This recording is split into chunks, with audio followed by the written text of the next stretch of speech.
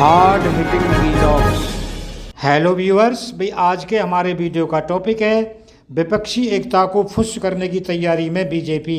दोस्तों, जैसे जैसे लोकसभा चुनाव नज़दीक आता जा रहा है वैसे वैसे राजनीतिक दलों के दांव पेंच और सियासी किलेबंदी नए रूप लेती दिख रही है।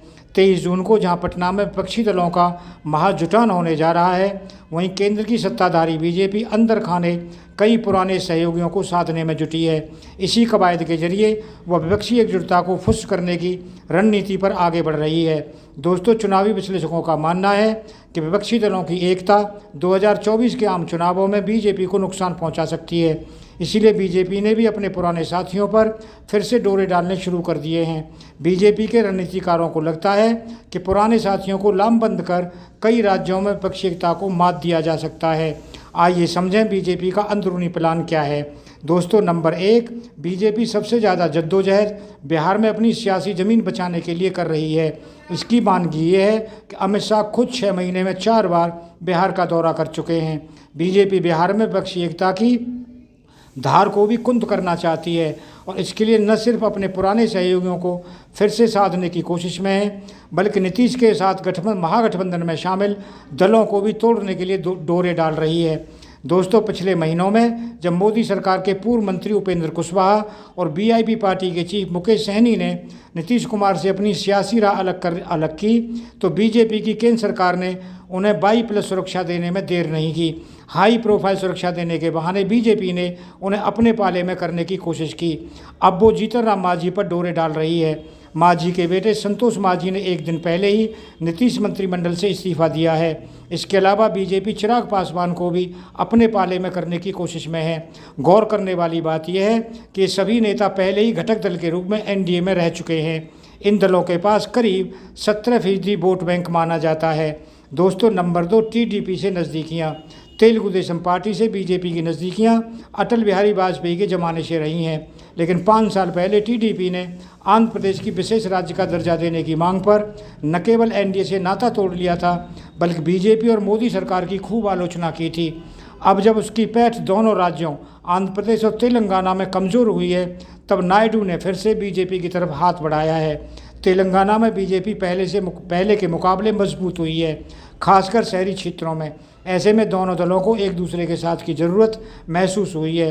पिछले दिनों पीएम मोदी ने मन की बात में चंद्रबाबू नायडू के ससुर और पूर्व सीएम एनटी रामाराव का जिक्र कर पुराने सहयोगी से आगे की दोस्ती के संकेत दिए थे।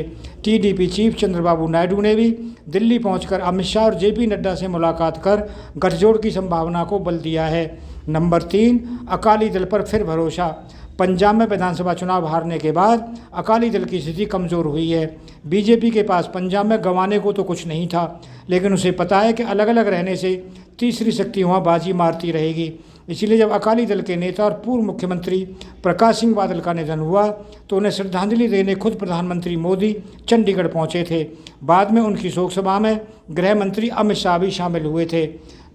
दुख की इस घड़ी में बीजेपी के 2 दिग्गजों की मौजूदगी ने बीजेपी अकाली दल के रिश्तों पर जमी बर्फ को पिघला दिया। दोनों दलों के बीच रिश्तों में खटास किसान आंदोलन की वजह से आई थी। बाद में केंद्रीय मंत्रिमंडल से अकाली दल नेता हरसिमरत कौर के इस्तीफे से दोनों दलों की दशकों पुरानी दोस्ती टूट गई थी। जब पंजाब चुनावों में अकाली दल को फ़ायदा नहीं मिला, तो उसे अपनी रणनीति बदलने के लिए सोचना पड़ा। अब फिर से दोनों दल आम चुनाव 2024 में एक साथ आ सकते हैं। नंबर 4, ओम प्रकाश राजभर से निकटता। उत्तर प्रदेश में वैसे तो बीजेपी की स्थिति मजबूत है, बावजूद इसके छोटे दलों, खासकर ओबीसी समुदाय की नुमाइंदगी करने वाले छोटे दलों को लेकर बीजेपी खुलापन दिखा रही है और माना जा रहा है कि ओम प्रकाश राजभर फिर से बीजेपी गठबंधन में शामिल हो सकते हैं। नंबर 5, एआईएडीएमके से पहले से ही दोस्ती। दक्षिणी राज्य तमिलनाडु में पहले से ही एआईएडीएमके के साथ बीजेपी की दोस्ती है। हालांकि पिछले दिनों तमिलनाडु बीजेपी अध्यक्ष के एक बयान से दोनों दलों के बीच रिश्तों में कड़वाहट आई है। बावजूद इसके बीजेपी अन्ना द्रमुक को साथ लेकर चलने की पुरानी रणनीति पर कायम है। पड़ोसी राज्य कर्नाटक में भी जेडीएस से कांग्रेस को 5 गारंटी पर जिस तरह से बयान दिए और नई संसद भवन के उद्घाटन समारोह में पूर्व पीएम एचडी देवेगौड़ा शामिल हुए, उससे भविष्य की सियासी संभावनाओं को बल मिलता है। इसके अलावा उमर अब्दुल्ला का पटना जाने से इनकार करना भी सियासत के नए गठजोड़ की ओर संभावना संभावित इशारा कर रहा है। दोस्तों, अगर आपको ये वीडियो पसंद आया हो तो चैनल को सब्सक्राइब करें, वीडियो को लाइक करें, ज़्यादा से ज़्यादा शेयर करें। आप लोगों का बहुत बहुत धन्यवाद। Thank you very much.